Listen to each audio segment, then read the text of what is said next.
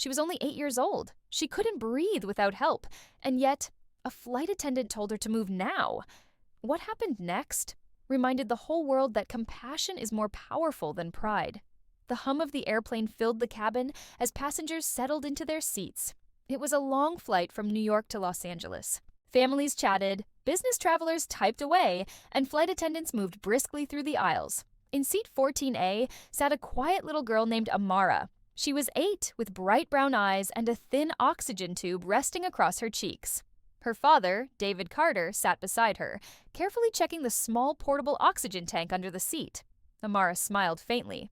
"Daddy, I'm okay. You don't have to keep checking." David smiled back. "I know, sweetheart.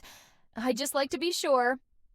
They were on their way to Los Angeles for her medical treatment, a special surgery that could change her life. Everything seemed peaceful until the head flight attendant arrived. Her name was Ms. Reynolds, tall, stern, and impatient.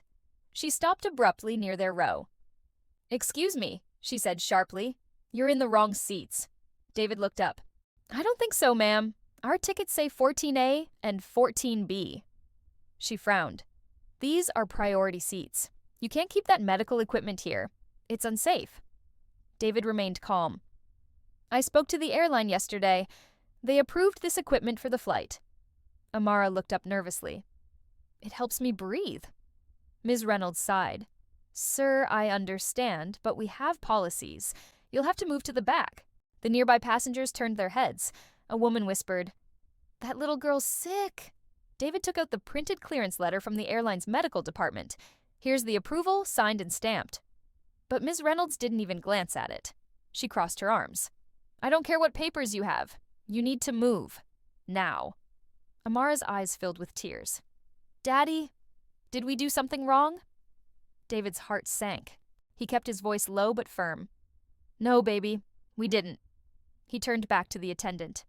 "Ma'am, please. We followed every rule. We confirmed everything. She needs that oxygen flow." Ms. Reynolds raised her voice. "If you can't comply, I'll have to call security." The cabin grew silent. Everyone stared. David stood up slowly. "Do what you have to do, but you're not moving my daughter."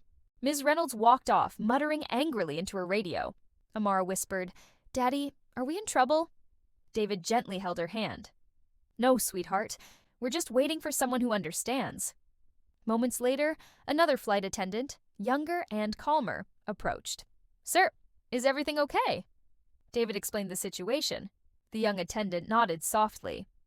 "Let me check something." A minute later, she returned with the cabin manager and an apologetic smile. "Mr. Carter," she said, "we confirmed your clearance. You're fine right where you are." Relief washed over David's face, but Ms. Reynolds was not happy. She muttered under her breath, "Rules are rules." David turned to her gently. "No, ma'am, compassion is the rule." The passengers around clapped quietly. One man whispered, "Finally." Someone said it. As the plane took off, Amara leaned on her father's arm. "Daddy?" "Yes, honey." "Why was she mad at me?" He kissed her forehead. "She wasn't mad at you, love. Some people just forget how to be kind." Halfway through the flight, Amara fell asleep peacefully. Her little hand rested in her father's palm. But across the cabin, Ms. Reynolds sat stiffly, avoiding eye contact with everyone. The cabin manager quietly made notes. Every word of the incident had been recorded. When the plane landed, David stayed back, waiting for other passengers to leave. He noticed people stopping to smile at Amara. One woman whispered, "You're so brave, sweetheart." David thanked them all warmly. Just before exiting, Ms. Reynolds approached, her tone still defensive. "You could have handled that better, sir." David turned slowly. "Ma'am, I didn't raise my voice. I didn't argue. I only asked for basic respect." She folded her arms. "You people always make it difficult." Those 3 words stopped him cold. David exhaled deeply. "Ms. Reynolds, I hope someday you learn that uniforms don't make us superior. They remind us to serve." She looked away, speechless. Later that night, the video of the incident, recorded by a passenger, hit social media. The caption read, "Flight attendant scolds sick child, but dad stays calm." Within hours, it exploded across the internet. News channels picked it up. People tagged the airline relentlessly. By morning, the company's CEO had seen it. He recognized the man instantly because David Carter wasn't just any father. He was a senior engineer, one of the people who had helped design the airline safety systems years ago. By noon, Ms. Reynolds was summoned to headquarters. In the boardroom, David was already there, not in anger, but professionalism. She looked down. "Sir, I didn't know who you were." David's voice was calm but firm. "That's exactly the point. You shouldn't have to know someone to treat them decently." Tears welled in her eyes. "I'm sorry. I truly am." David nodded. "I accept your apology, but I don't want anyone else to go through what my daughter did." He turned to the executives.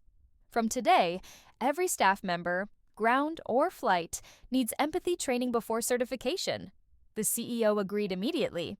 The story became national news. Engineer teaches airline compassion after daughter's mistreatment. Days later, Ms. Reynolds personally visited Amara at the hospital. She brought flowers and a letter.